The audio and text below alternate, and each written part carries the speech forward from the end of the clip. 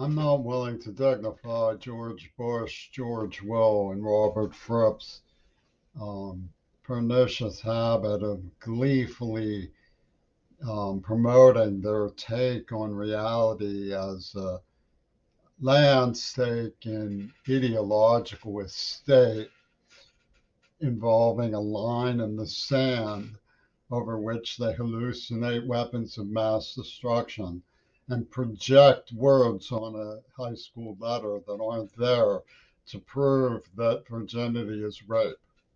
I'm not going to dignify that. Instead, what I'm going to do is explain to Greta why she is ill advised to take much comfort in Nelson Harrison of CCAC. Okay, the things that Greta doesn't understand.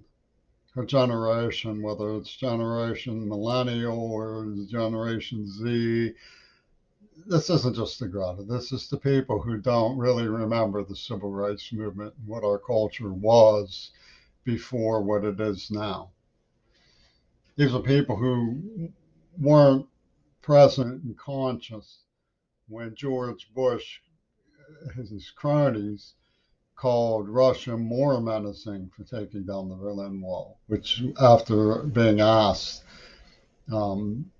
pseudo politely, I mean, it's a morass of issues.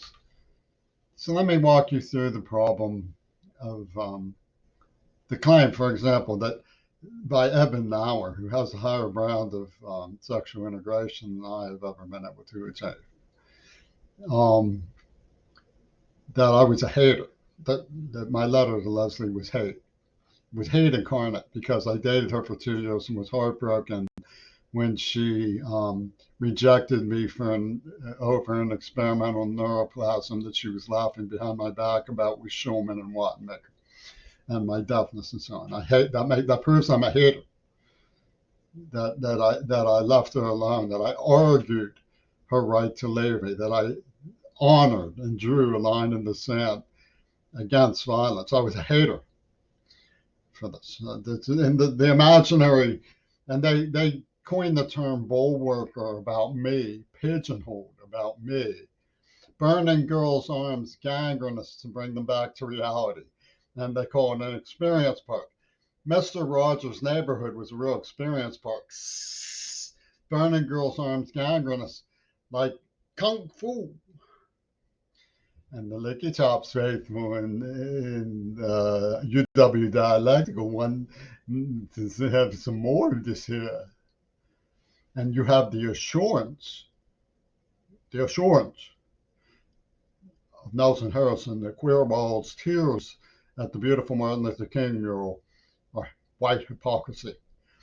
Well, I'm not going to delve into this issue much because I have beautiful notebooks that we get of African um, uh, or African American history. I thank the proctors from the bottom of my heart for getting me back into school where I could get peer review of my research into Hitler Reagan, acts of cinema. But I do not thank them for scapegoating me as a white or for putting Andrea Swimmer's hysterical lies ahead of my fright and testimony of abuse. It was a roster of girls who tapped on me so they could come around and say, he's our slave, he's our slave, he's our slave, on behalf of the people who wrote the song Flame Over Africa and made these secret tapes with Jaime Carmenel and Brian Eno. This is all Pittsburgh stuff. I can't thank the crazy people from the NAACP who went along with it. Now, Martin Luther King had to go down to Mississippi when there were murders. He said, we made the murders may be right here among us. And they were. They stood there laughing. And that's the situation we still have.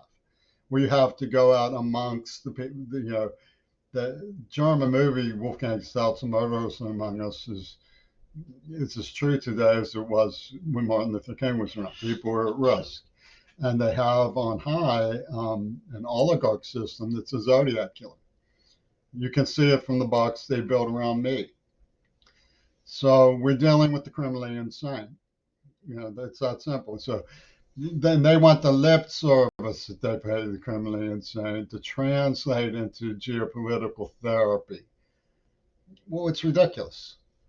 The way to deal with the criminally insane is to apprehend them through law enforcement. But the law enforcement is playing mystic. There's a line in the sand. Wow. George has his finger on the key of the sacred lost ark. And Tulsi Gabbard is even initialed for Gabriel and Bard, and the defiant trespass of the noodle pulling out too quickly.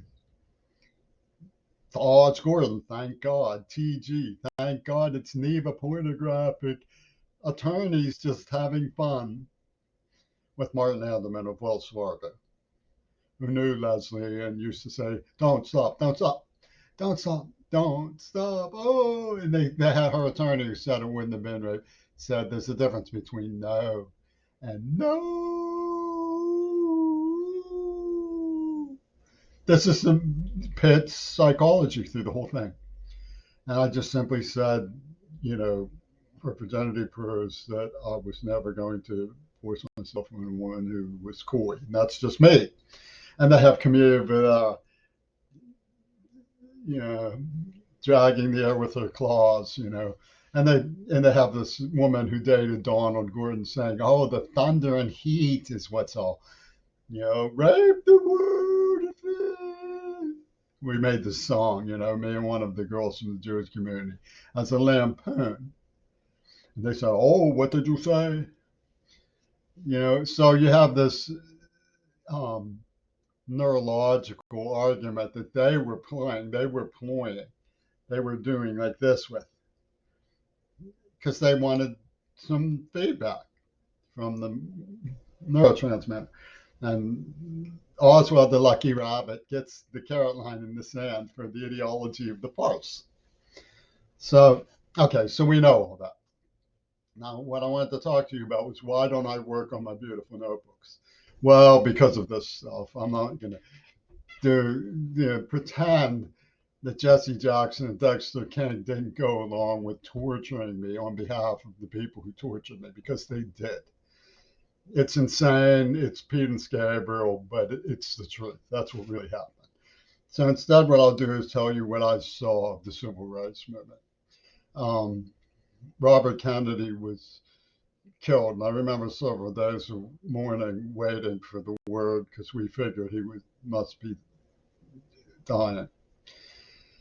And it was shortly after King was killed, and my mother took me to a jam-packed movie theater at the Stanley Theater of a King documentary that I don't really know where. I've seen it in passing in a library once, but it was great. And I know from my instincts when I saw Black people victimized how horrified and painful it was for me, how scared I was, how hateful I thought it was, that I was just instinctively revolted by the whole thing. And I also always drifted towards loved having Black friends, loved having Black peers, looked up to, hated when I was rejected. One of them was called Coup Guy by the local mischief dudes. And he rejected me, of course, and so I was always the one who was being rejected by both. Okay, so I'm the rejected party. So we get the idea about me. So I'm like just an observer watching the whole thing through the wall, and envying, they say, my betters. Okay, well, what I saw was busing that were turning over cars, lighting cars on fire, stealing cars, battering me, kidnapping me, and stealing cars. I was terribly, terribly guilt-ridden by not having any adults I could tell what was going on. When I pleaded with the office at school, telling them I was going to be killed, they didn't investigate. Nelson Harrison to this day doesn't give any care at all about any of that. My father had a friend at Taylor Alderdice High School, who sent me to Lecce in the Hill District. Was I afraid to go into the Hill District? Not much. Did I refuse to because it was a black neighborhood in the Hill District, the ghetto? No. I went to school. I learned a lot at Lecce. I can return as an alumnus nostalgically, sentimentally. I've been to Crawford Grill with my mother to see jazz. I walked up into the Hill District on my own reconnaissance. The girl showed me her identification, stuck me out, not with a weapon. She just shook me down. I was the pavements used to beat my brains in to get money. So little things with people never really. I really am scared of white criminals. Really, black students saved my life one time from an awful beating, a great risk to themselves. Oh, but UW comes now. They come peeping. It is an attempt to subvert the dominant paradigm. Alert! It is an attempt to subvert the dominant paradigm. Alert! What it is the truth. So what I saw, I mean, I walked hand in hand with Ralph Abernathy one day. What I saw was some changes, and nobody really explained. They see King and Kennedy were intellectuals who were soon-taught gentlemen. When they were gone, the rock music scene erupted. The lampoon of the left that sucked us all into the back seat of a stolen car and blew hallucinogenic gases into our face. And that's a huge change. But the March of Progress began in the mid 50s. My father's book on human rights was in the 40s, and it still as well written as anything about civil rights. It's as good as it's still in print in India. It's as good as a piece on human rights as has ever been written from the 40s. Well, in the 50s, you have Martin Luther King going down into Montgomery, Alabama, to lead from the front, and they led the bus boycotts. And some people became very famous, Rosa Parks and so forth, but it was everybody. It was a huge movement. As big or bigger than the climate change movement. They were up against something called the White Citizens Council. And in my, hiding place behind the painting, peeping through the painting on the wall, I used to say, it sounds sort of like the National Security Council. Well, it does. The difference is when the FBI used to talk about King, they'd say, when he's gone, we need somebody who's black, who's close, less inimical to our methods. There was a Jewish guy who was friends with Errol Flynn, who was a Nazi spy. That's proven. That's known. And Flynn was suspected, but like Henry Ford, not King Cole was a friend of Errol Flynn. You have these promotion of non-union black labor by Henry Ford. They wanted to bring into the fold the good kind of black militarists who saw King as undergoing a mutiny when he stood up against Lyndon Johnson about the Vietnam War, for the simple reason that he couldn't see how it would be possible for what the people who were doing to him in Mississippi and Birmingham, the Volcanos, to be being moral to what they were calling slopes and gooks in Southeast Asia. In fact, it was a torrential nightly ordeal on black and white antenna TVs. To watch the napalm strafing was horrible. And you're supposed to cry for the people who did it, and you're brainwashed, terrorized, Orwellian, Machiavellian, you must cry for the people who did it, because that's loyalty, and there was a whole rush to condemn Martin Luther King because he said, I'm crying for the victims. Okay, so they said, oh, you're a communist and all this stuff. So, don't you know what communism is? We'll prove it on Jimmy Queerball. We'll show you what communism is by beating the living crap out of Jimmy Queerball and getting the Russians to laugh. Then you'll see. So this is where Nelson comes in. This is where he's coming from. We punish Jimmy Queerball for being white. We want him to get back to work on saying how great we are. Well, I can't do that. I mean, there were a lot of really interesting things. Sundiata said that my admiration for Fannie Lou Hamer was obvious. Well, I love Fannie Lou Hamer. She was a great character. You know, I used to look up to Jimmy Joe Robinson over at over at Bedwell Baptist Church. I gave them a saxophone. But when Lee Goodkind of the Shadyside Starbucks, who employed the girl from India who seduced me, heard that Martha Gellhorn had written to me, he was like, "Why'd she write to you?" Like it offended them. They took the letter away from me, you know, in Iowa. So you have this situation where Bidwell Baptist Church, I would go there. I would sit there. I mean, I go to Tacit every day. It was the same sort of thing. I love Jeannie. She's my best friend in the world. My best friend in the world. I would defy you to find one person. Oh, the warning, subverting the dominant paradigm. Who denies that? So you have this situation. I'm not even Ray. Ray with every magnanimity, every grace, every love for me, every love for her would admit that. She's the girl who taught me sign language. So okay, you have this situation where at Bidwell, Jimmy Joe Robinson, these guys, they hear from Jesse Jackson, oh well, queerball, and um, Harold T. Harold T. Lewis, Martin Luther King. Oh, they're after the money.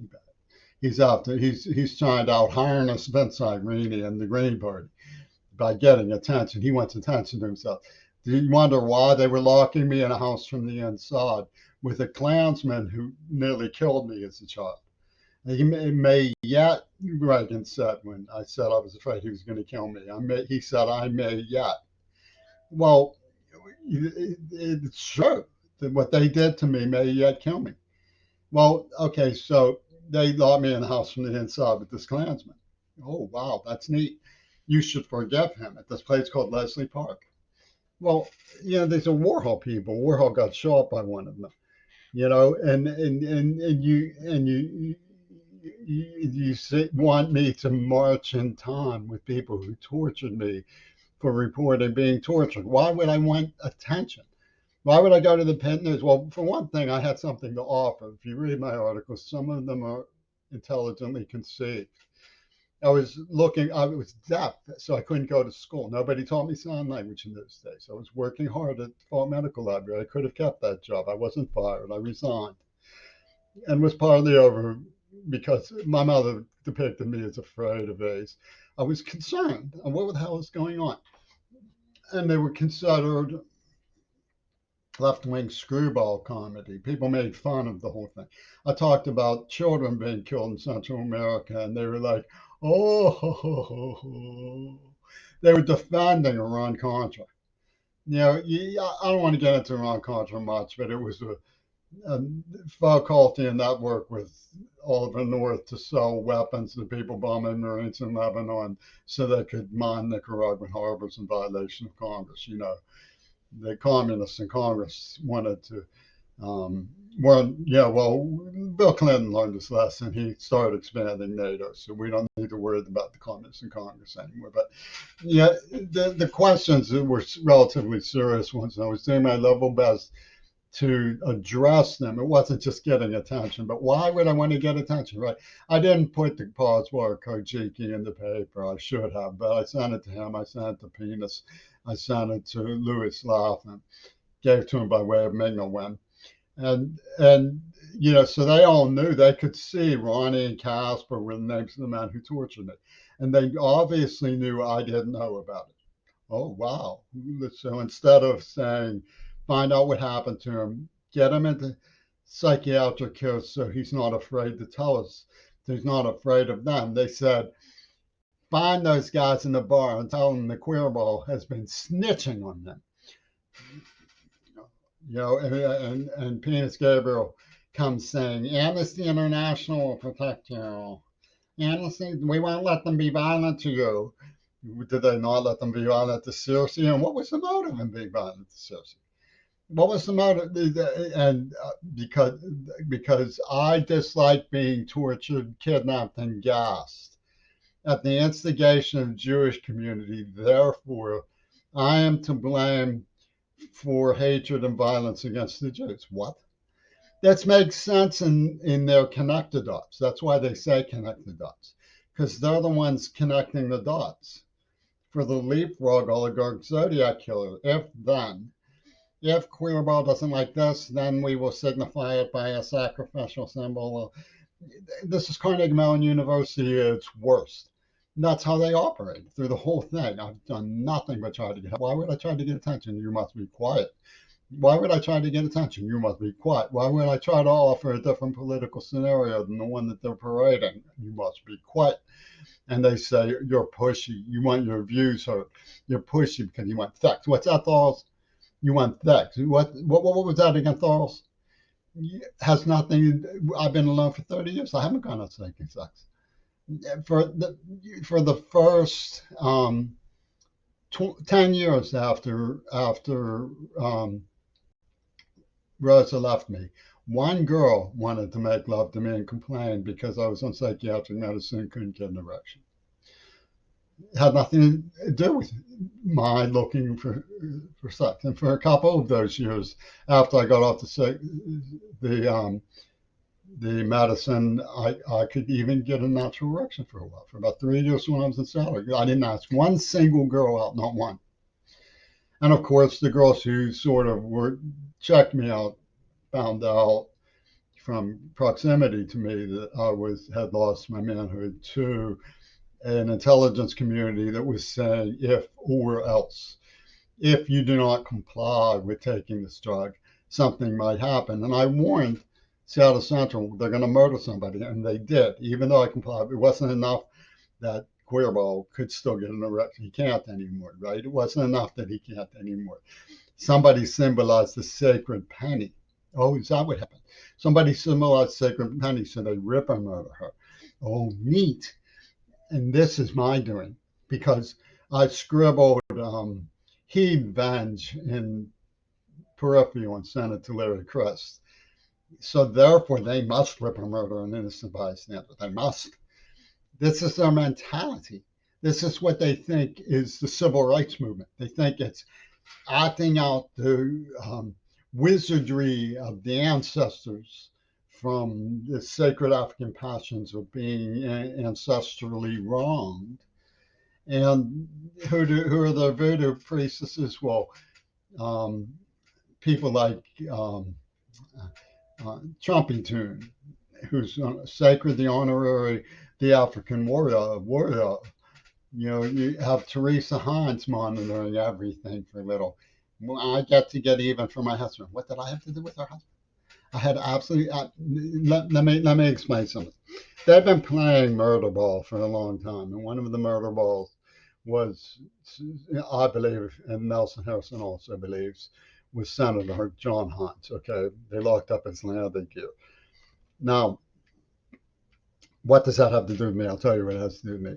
People around Pennsylvania were concerned about my testimony about Wilzel, Mount Desert Island, and it sounded suspicious. And they needed something to change the subject.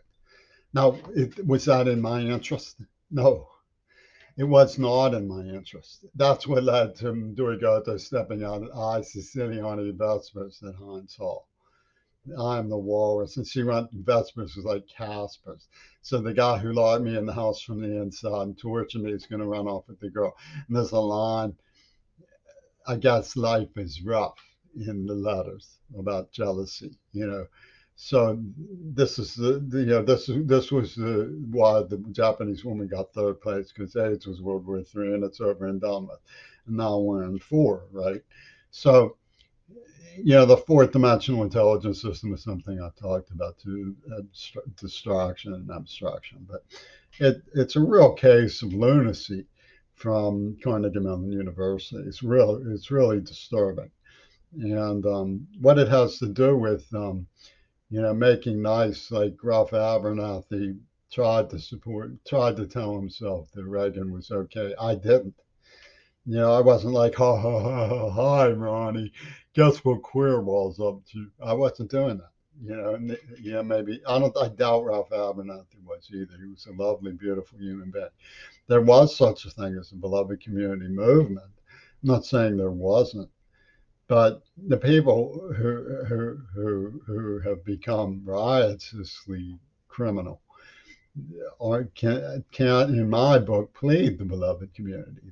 They've been playing a production system with David Chapman and Bill Clinton and Venus Gabriel that revolves around Yoko Ono's claim to being the holy guru of victimization, and everybody must Zeek-trot with David Bowie's icon, and you have the Ouspensky giant, Robert Flip of King Crimson. His wife says, we will never allow Jimmy Queerball to speak a word with any woman because he was the one who offended Marina Zappa by saying virginity does not prove rape. He's unmanly.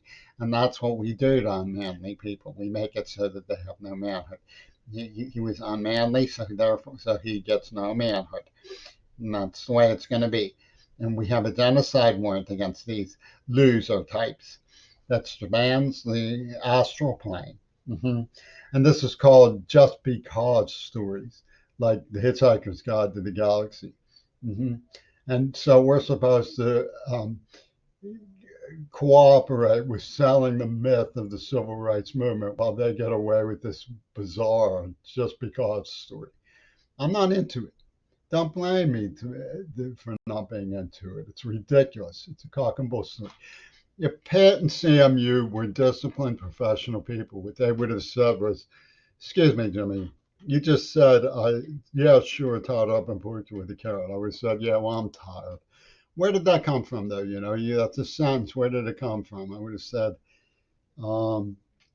something I overheard about the behavior of people from Climax One having fun when I was hostage as a child. Oh, okay. Well, Jaime Carbonell was taping it, and it was eavesdropping. And Putin and Reagan are laughing right now. We're wondering if you would go talk to Dr. John Gooderson at Western Psychiatric Hospital to get a clear picture of the circumstances because you were obviously tortured. That was when you were about 12 or 13 years old. You shouldn't have been exposed to things that are that shocking. We'd like to try to help you through. Pitt, you can keep your job, but at the University of Pittsburgh Medical Community, Western Psychiatric, are concerned that you're deaf and we've never really understood what you went through as a child. That they didn't do that. They called up a hustler and a woman working for Neva Corporation to sell all sorts of zany lies, saying I was a reckless driver of Kelly Elementary for Wattenmaker and Schulman, who were running $1 million books to Trumpy Tune through Adam Eisenstadt and his friends. And this is the reality of the situation. You expect me to do lip service to it. No, I won't do lip service to it. I think what you should say is, I'm sorry, Nelson, but I care about Mac. And if nobody showed him any sympathy and support over a comment like that, maybe you just didn't understand the circumstances. And I do. There's no reason for anybody to have any lack of sympathy for me. I was tortured and subject to a horrifying environment, and I do sympathize with you. I would love to be working on this. The reason I cry when I see that mural of Martin Luther King is because not only is it beautiful, but it conveys sort of what he must have thought privately when he contemplated how they were setting him up. It's heartbreaking. It's beautiful. It's disturbing. It's good.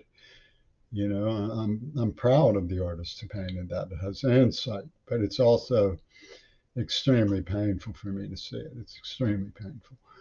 And there are things that I could have contributed to. As some of the artist said, he said my admiration for Fanning the Hamer is obvious. I mean, you act like I mean um, harm to anybody. I mean, these people tortured me. I'm just trying to stop them from inflicting more poison. They poisoned me in the mouth. They say, well, we're going to bring you to Seattle and protect you after they raped Jeannie, right? We'll give you protection from abuse. And then they put out this book called Enough But Not Enough. In other words, you've been abused enough, but not enough. And then they poison me in the mouth. We're your friends, man. We did it to catheterize your demons, man.